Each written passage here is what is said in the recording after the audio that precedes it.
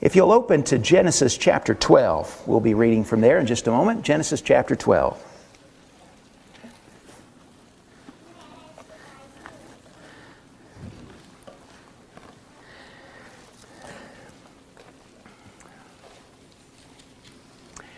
Last night we had some friends in our home. They're very good friends of ours. It was a special time. We were actually having a birthday celebration, and it was unlike any birthday celebration I've ever been a part of. We didn't bring gifts. There were a couple of gifts that we brought, but it was different in this respect. The gift that we brought to our friend whose birthday we were celebrating was that we wanted to tell him what a gift he'd been to us. And so we all went around the room and we shared that. And it was a really meaningful occasion. And I looked around the room last night and I thought, I've got the best friends in the whole world.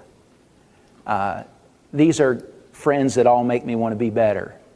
They're friends who make me better when I'm around them. And I just thought about how fortunate I am with that experience. I was thinking some this morning about going back to Tennessee on Wednesday of the coming week, and we're going to spend some time with our family at the end of the week, like you probably will with yours. And you might have a great family, but they're not better than my family. They might be equal to my family, but I'm so fortunate with the family that I have. And I know that when we're all sitting together at the table that I'll feel great gratitude for them too. And then sandwiched between last night's experience and the experience together with our family later on this week is this experience to be together with you. And that's special to me as well. You all are somewhat new to us and we're somewhat new to you, but there's so many good things that we know about you already that make us grateful to be among you. Tori Harvison paid a great compliment to this congregation when we first visited. She said about you, she said, I feel like when I'm at Chelsea that I can be myself with those people. And we concur with that. We found that to be our experience as well, but something more. We found that among you, we can be a better self than what we've been. And I need people like that in my life. People that make me better, that make me want to be better. And so I'm grateful to have friends like that, and I'm grateful to have family like that, and I'm grateful to have brothers and sisters like that. And so that makes me grateful for you and grateful for the things that we share in together, not just this Lord's Day, but that we share in together every Lord's Day. I want to read together from Genesis chapter 12, beginning in verse 10, if you'll follow along with me in your own Bible in that context. Genesis chapter 12, verse 10. Jennifer, you follow along too. Now there was a famine in the land, so Abram went down to Egypt to sojourn there, for the famine was severe. And it came about that he came near to Egypt, that when he came near to Egypt, he said to Sarai, his wife, See now, I know that you are a beautiful woman. And it will come about that when the Egyptians see you, that they will say, This is his wife. And they will kill me, but they will let you live. Please say that you are my sister, so that it may go well with me because of you, and that I may live on account of you.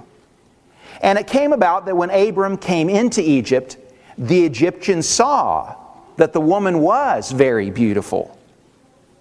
And Pharaoh's officials saw her, and they praised her to Pharaoh. And so the woman was taken into Pharaoh's house. Therefore, Pharaoh treated Abram well for her sake, and gave him sheep and oxen and donkeys and male and female servants and female donkeys and camels. But the Lord struck Pharaoh and his house with great plagues because of Sarai, Abram's wife. Then Pharaoh called Abram and said, What is this you've done to me? Why did you not tell me that she was your wife? Why did you say, 'She is my sister,' so that I took her for my wife? Now then, here is your wife. Take her and go."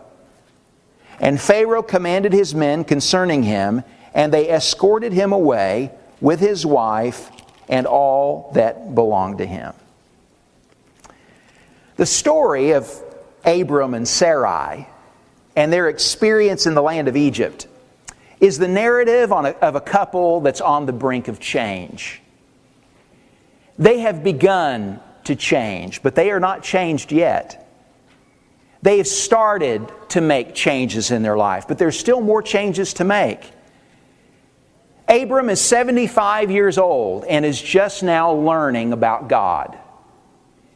Joshua tells us over in Joshua chapter 24, verse 2, about Abram and his father Terah and his father Nahor, that they served many gods. They were polytheists. They worshipped many deities. And if Abram had grown up worshiping the god of the land that he came from in Ur, they worshipped the moon god there. And so maybe that's who he knew in his youth. But he's beginning to learn about Jehovah. He's beginning to learn about the God of the Bible. And there's a lot that he has to learn. He is in the brink of change. And we learn something from this story about Abram and Sarai about change. Maybe you're in the midst of change. Maybe you're on the bubble. Maybe you're on the brink of change and teetering between, are you going to change or are you not going to change? I hope that all of us are somewhere on the bubble with regard to that we all have some plans about how we want to be different than what we've been, that there's some way in which all of us are putting off an old man and that we're putting on a new man. Well, Abram and Sarah, they are right there with us because they're involved in changing. And so this story teaches us some things about why change is hard, and it also teaches us some valuable things about what God wants us to know about Him that can help us to embrace the changes that we really need to make most in our life. The ones that are most crucial, the ones that are most critical that we really need to make. We learn some things about Him that help us with change. First, I want you to think a little bit about why change is so hard. What makes it so hard for me to be different than the way I've been? If we were going to try to leave Earth, there would be some forces that we'd have to overcome.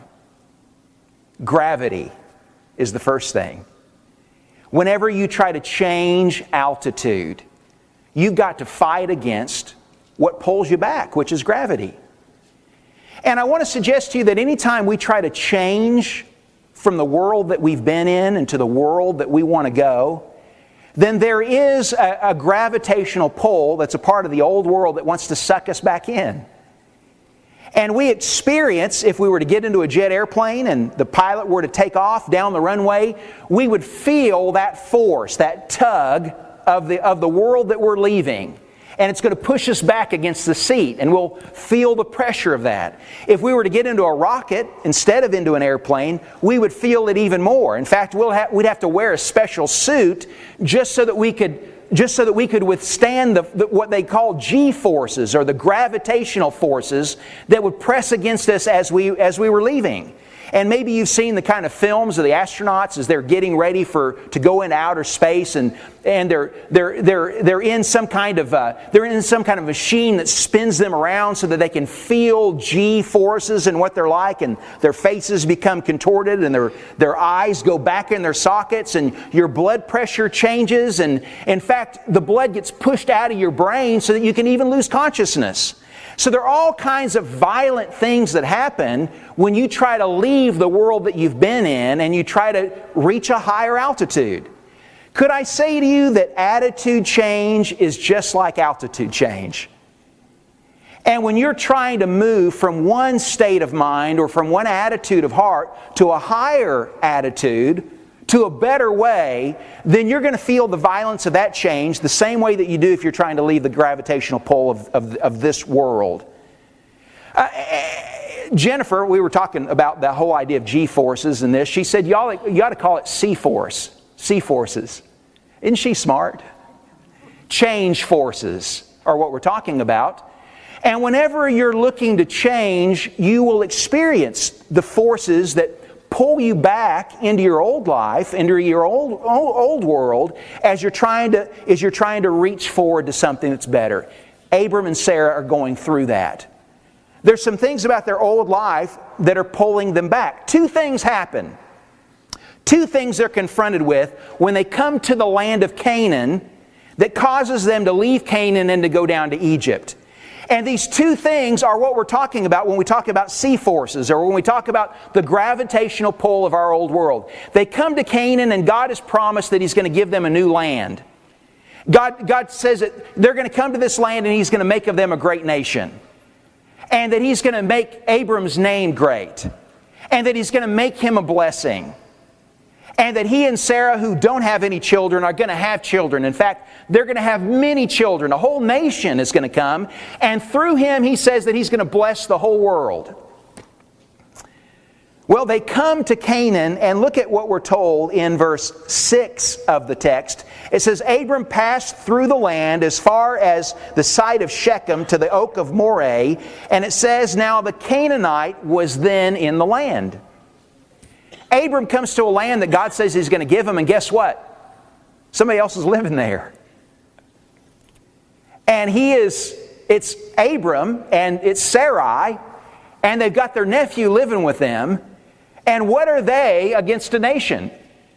But somebody else is living there. The second problem is not just that somebody else already owns the land, but what we're confronted with in verse 10, that there was a famine in the land. So Abram went down to Egypt to sojourn there, for the famine was severe in the land. Not only is somebody else living there, but he comes to a world, a new world, where there's nothing to eat. I mean, here is the promised land, and the promised land ain't looking very promising. Here is a land that's supposed to flow with milk and honey, but there's not even any grass for the cows to eat so that the milk can flow, and not any flowers that are blooming so the bees can buzz and the honey can flow. It's not a land that's flowing with milk and honey. It's got nothing. It's a land that's supposed to be a land of plenty, but it's not green. It's brown when he gets there.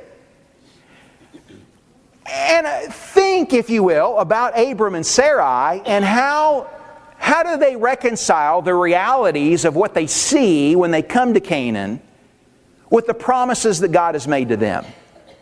I mean, they made some big changes. They left Ur. They came to Canaan. They'd never seen it before. There were no pictures. They couldn't Google it and see what's Canaan look like.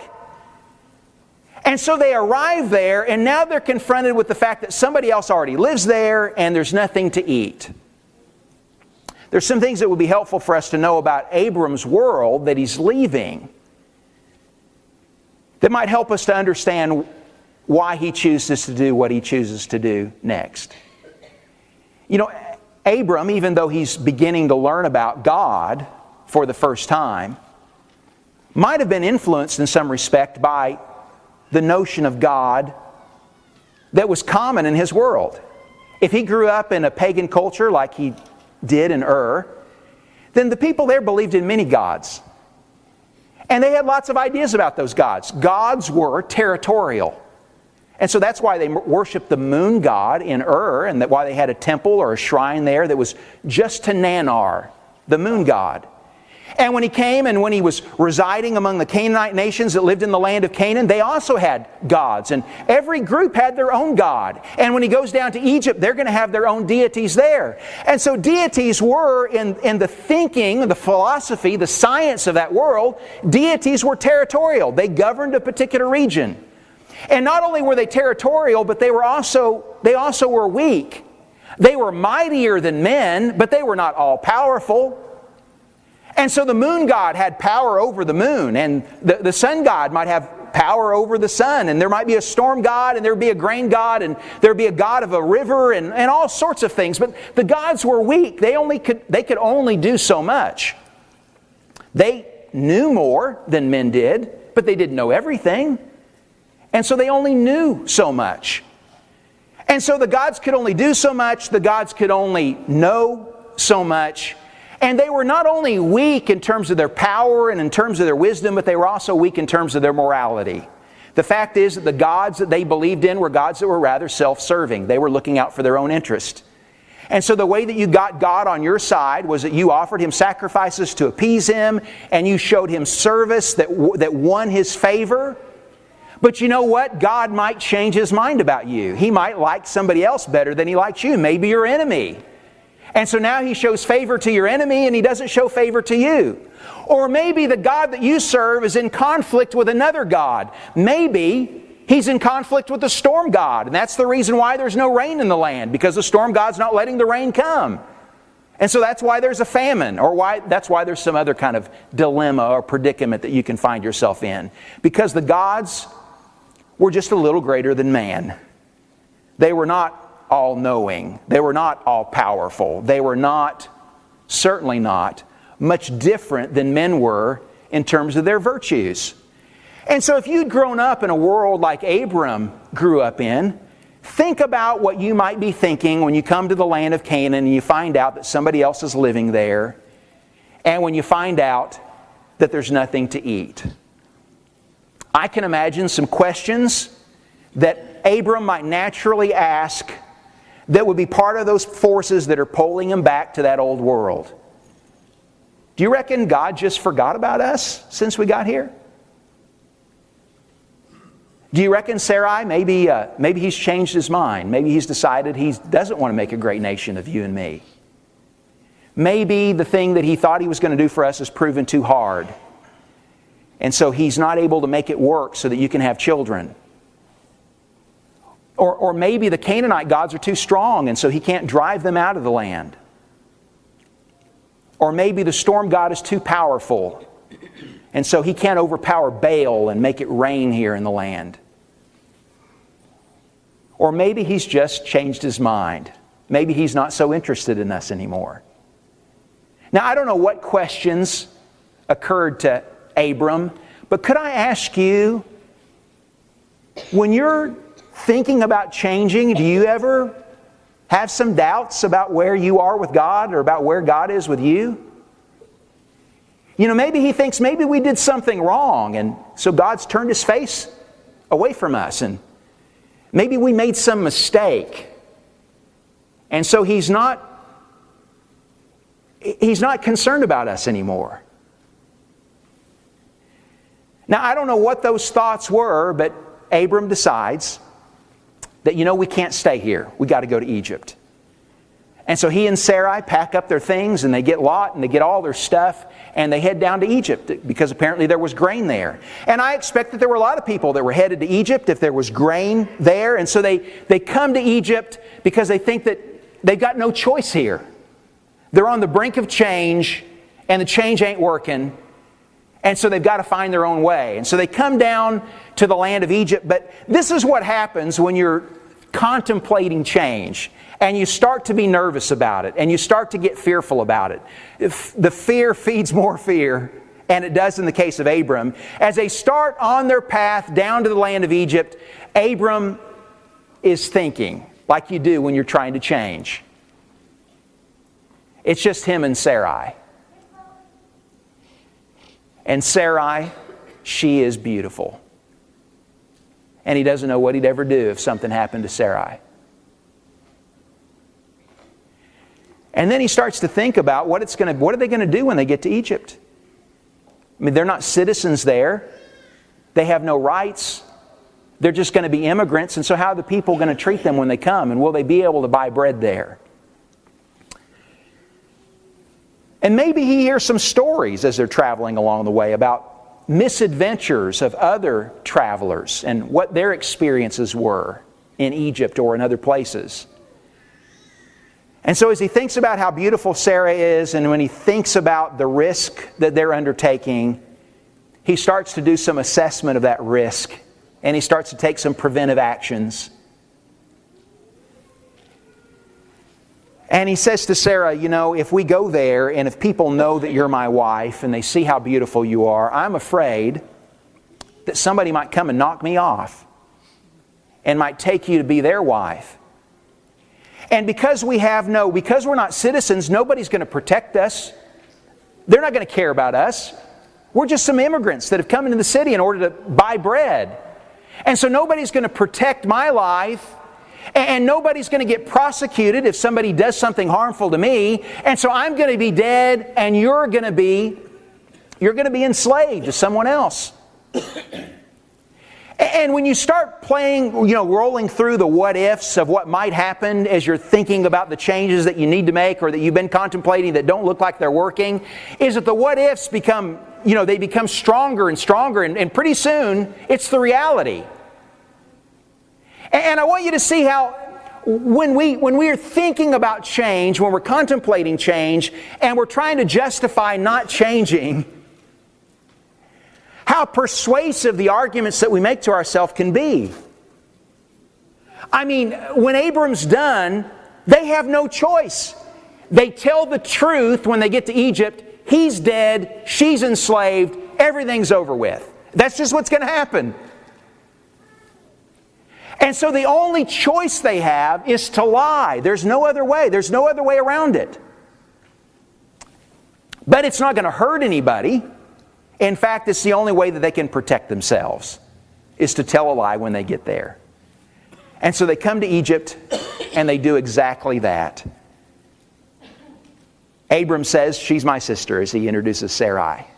And she introduces herself as Abram's sister, Sarai. Abram was quite shrewd in this plan. It not only works, it works too well. Sarah apparently was some kind of beauty. And people talk about how beautiful Sarah was. And you can imagine if she's this exotic beauty from a foreign land, that she comes to the land of Egypt. Her complexion's different, her hair's different, her eyes are different, she dresses different, she has this mysterious accent. There are all these things that make her, not just because of her natural beauty, but because of the fact that she's foreign, that make her exotic when she comes to the land of Egypt. And so people start talking about Abram, and they talk about Sarai.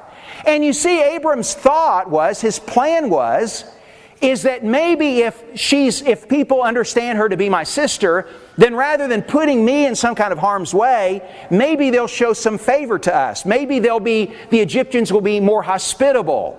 Because after all, here is Sarah, and she's this eligible bride from a foreign land, and here she is with her bachelor brother, and perhaps we can work out some kind of arrangement. Maybe she can marry my son, or maybe she can marry me. And so the hope is that this will open some doors, and they can carry this deception out just long enough for them to take care of themselves while they're in Egypt, and then they can be on their way. Nobody will be the wiser, and nobody will be hurt by the deception. It is the most innocent of lies. It's one that they're telling all with the hope of self-preservation in mind. Not to hurt anybody. It's not malicious. It's just to protect themselves. Well, it works too well. And people are talking about Sarai in the most elite kinds of social circles. In fact, somebody says her name and tells her story and talks about her brother to the most powerful man in the land, maybe the most powerful man in the world at that time, to the Prince of Egypt, to the Pharaoh. And Pharaoh wants to know more. I want you to imagine this tent city that's grown up all around. I don't know what the capital of Egypt was at the time, but it's the home of Pharaoh's there. And there's this tent city that's grown up around there because there's grain in Egypt. And so all of these immigrants have flooded into the country to get grain. And so there are these people with their tents and their flocks, and they're all around the city in the shambles that are around the outskirts of town. And Abram and Sarah live in one of those tents. And Lot comes running in, and he says, "Uncle Abraham, Uncle Abraham." You got to come see this. Somebody's coming. And they come out of the door of the tent, and there is this entourage that's making its way through this little tent city. And there are the official ensigns and banners and all of that of the Pharaoh. And there are all of these, not just these high officials, maybe the Pharaoh himself is in this entourage. But there is, with this whole official group that's coming, there is the bleating of sheep, and they are the finest sheep in all of Egypt. They've got the finest wool. And they're not only sheep, but there's the lowing of these oxen, and they are the strongest oxen in the land. And along with the sound of the bleating sheep and the lowing oxen are the braying of the donkeys that are kicking up dust as they come along. And behind the donkeys, there are the Cadillacs of the desert world, camels. And they're making their way as well. And then along with the sheep and the donkeys and the camels and the oxen are the handsomest men and the handsomest women, and they're in the cleanest of clothes. They're young and they're strong and they're very gifted. They are male and female servants. And they know all about husbandry. They know all about tent making. They know all about gardening. They are very gifted in all things domestic. And they also are in tow. And this whole entourage makes its way through the tent city. And there's a crowd that's coming around, and they're all wondering, where are they going? And they stop right in front of Abram's tent. And somebody official comes to Abram and says, Abram, son of Ur, you are the luckiest man in the world. Because the Pharaoh today is going to take your sister to be his wife. And behold, we bring you gifts.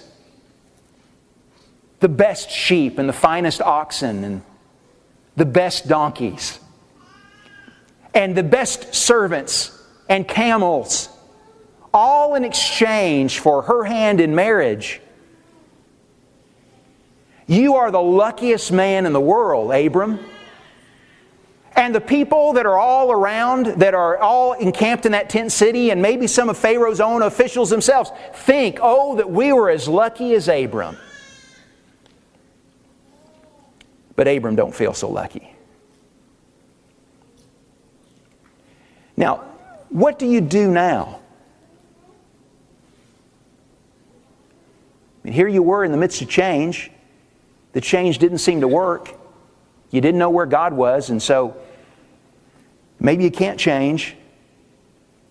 And here you go your own way, and now look where you are. What do you do now? Do you say to Pharaoh, well, you know, she's really not my sister. Or she's my half-sister. So I didn't lie completely. Do you tell the truth?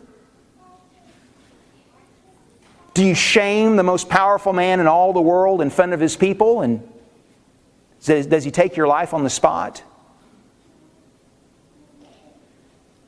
What will happen if he tells the truth?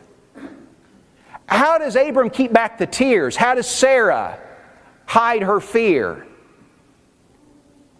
How do they keep their composure in the midst of that circumstance? Somehow they do.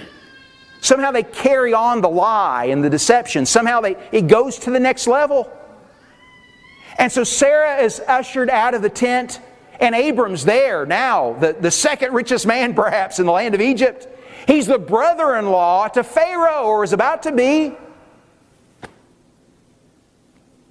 And everyone's congratulating him on how lucky he is, and all of the maidens, Sarai, about how fortunate she is that she should be the chosen bride of Pharaoh. And so what does Abram do now? Abram does nothing. He does nothing. What can he do? He's completely paralyzed, like we can be in the midst of change. He doesn't know what to do. And when Abram can do nothing, then God does something.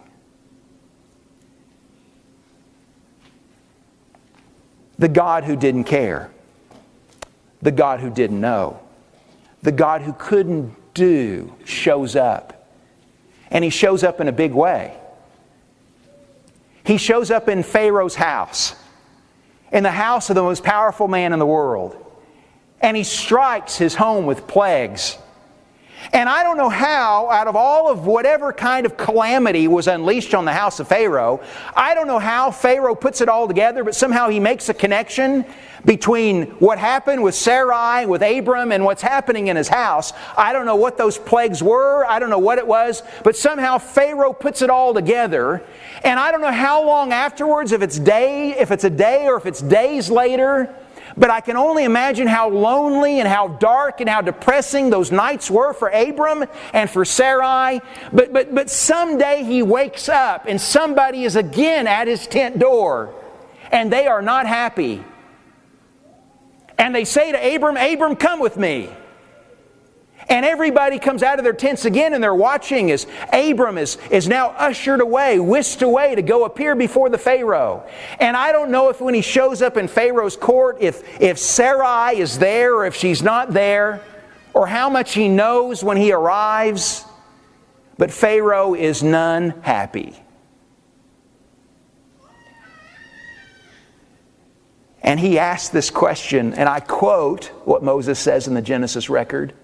"What have you done to me? What have you done to me? Why did you lie to me and tell me that she was your sister and she's your wife? And I took her to be my wife. What have you done?" And does Abram think that it's all over with? Does Sarah think that it's all about to end right here? And Pharaoh says, "You take your wife and you get out of here." And apparently the gifts that he had given, the treasures that he'd left on his doorstep, all go with him. But Pharaoh doesn't even count on Abram, so broken is the trust. He doesn't even allow Abram to leave on his own, good standing.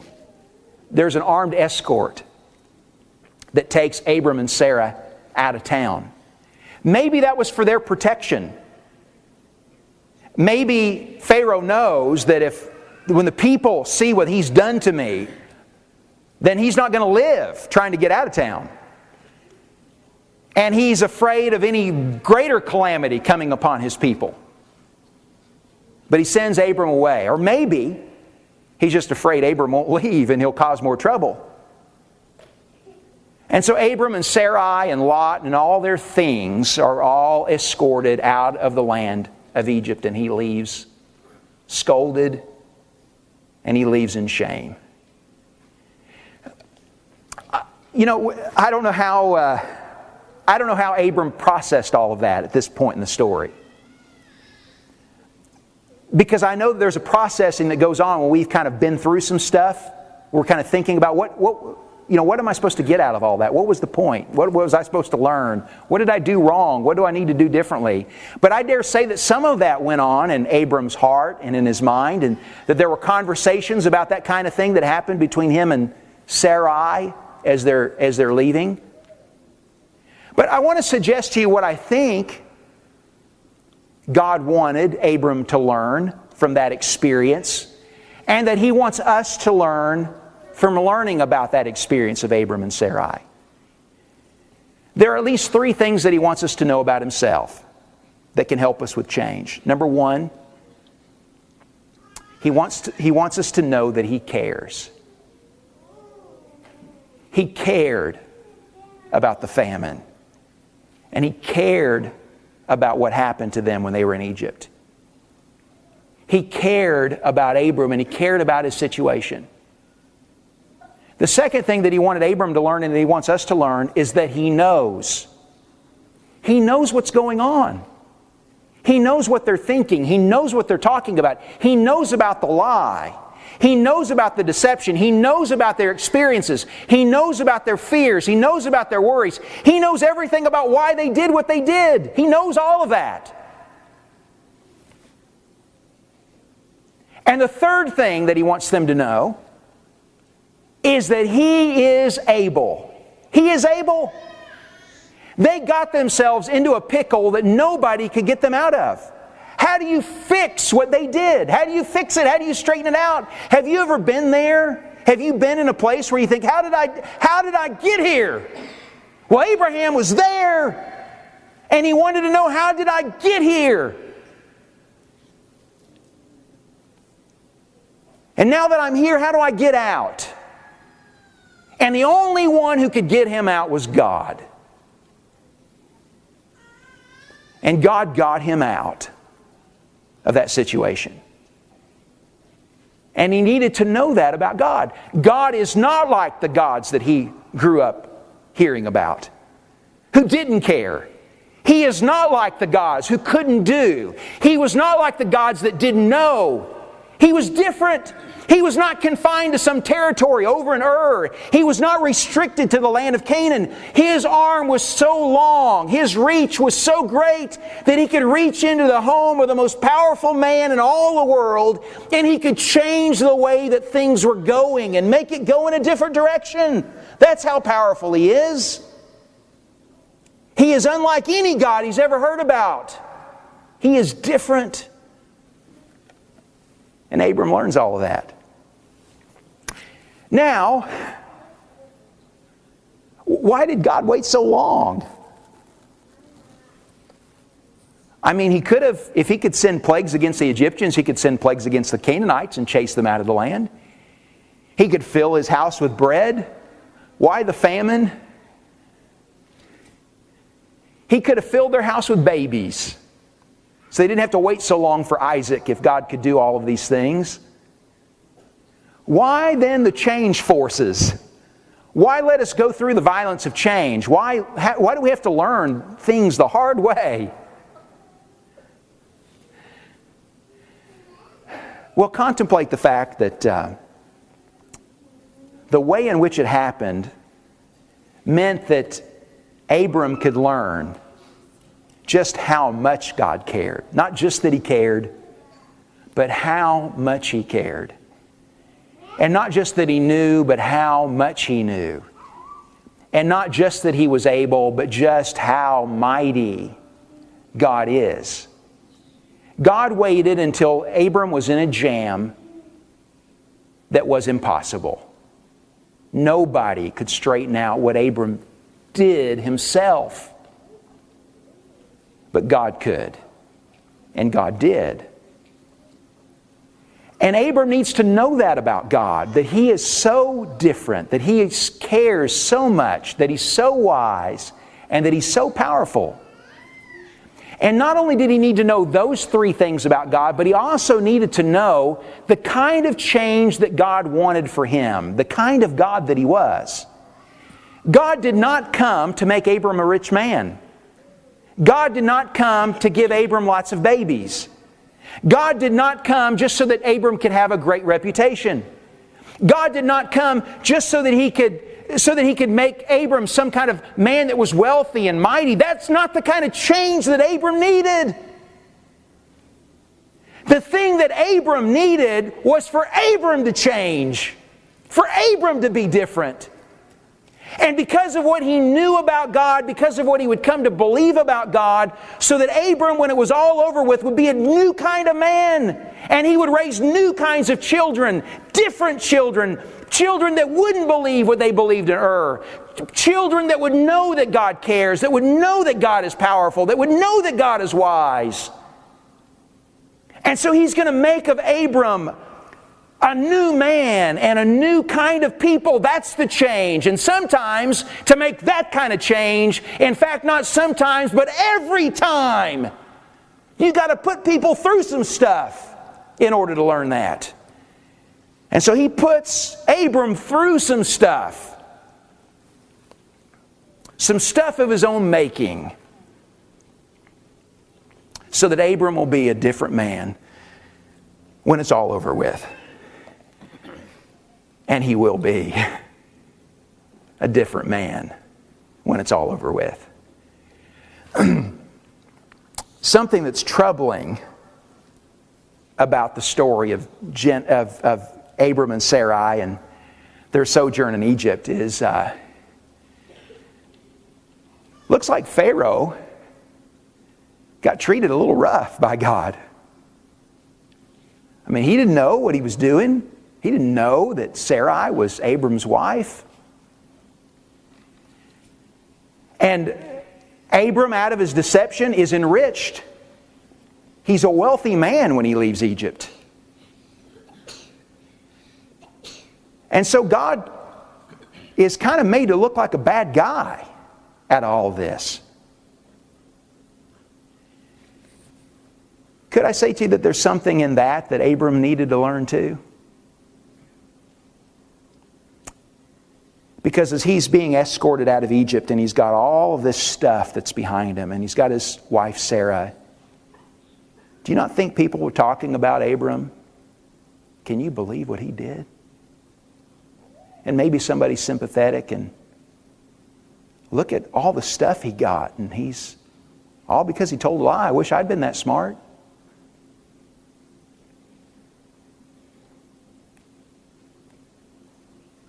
But Abram knows as he's leaving the city, you know, I came here and servant of Jehovah, and he's promised that he's going to bless me, and I've come here and I didn't trust him and I didn't count that he was going to be here, and I've given God a black eye.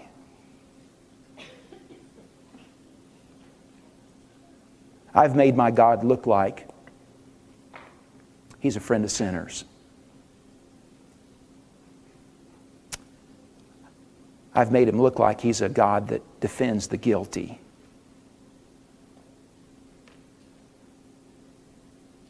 And he does.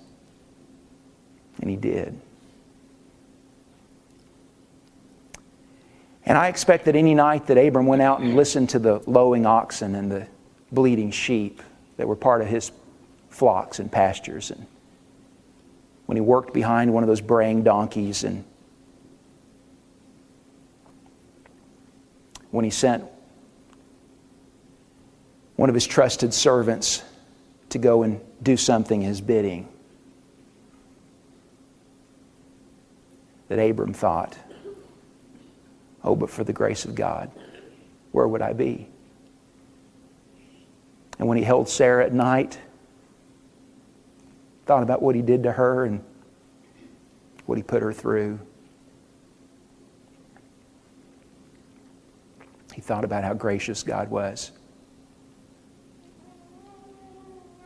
Maybe when they came to Canaan and they were contemplating change, and they saw that the Canaanite was in the land, and they saw that there was nothing to eat.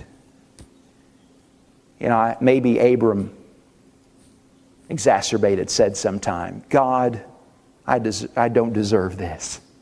I don't deserve this. I made all these changes for you. I'm trying to change for you. I don't deserve this. But I expect that when Abram left Egypt, headed back to Canaan,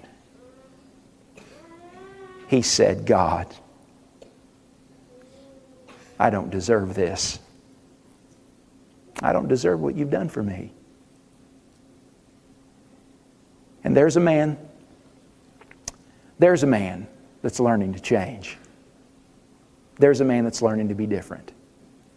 I don't know where you are with respect to change, but there's 3 things that I want you to know about God this morning. I want you to know that He cares. That He loves you and that He cares about you the same way that He did about Abram, and He cared about Sarai. He cares about your family, and He cares about your work, and He cares about what you're doing and where you're growing and where you hurt.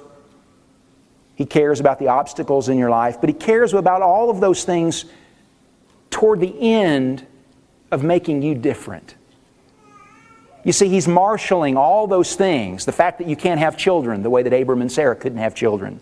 The fact that you don't have things or that you do have things and that there are things that have happened in your life. He's marshaling all of that the same way that He was working in Abram's life to make him a new kind of man, to make him a changed kind of man. And as you try to change, there are going to be things that happen to you, stuff that is a part of trying to leave the pull, the tug of this world to a new world that He wants to take us to. And the stuff that you're going to experience is violent. And it's going to want to pull you back to the old you. And you don't want to go there. You don't want to go back. And what you need to know about God is that He cares, that He knows everything, and that He is able.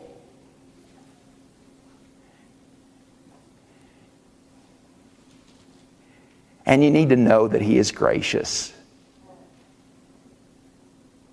That He will hurt for you to help you change.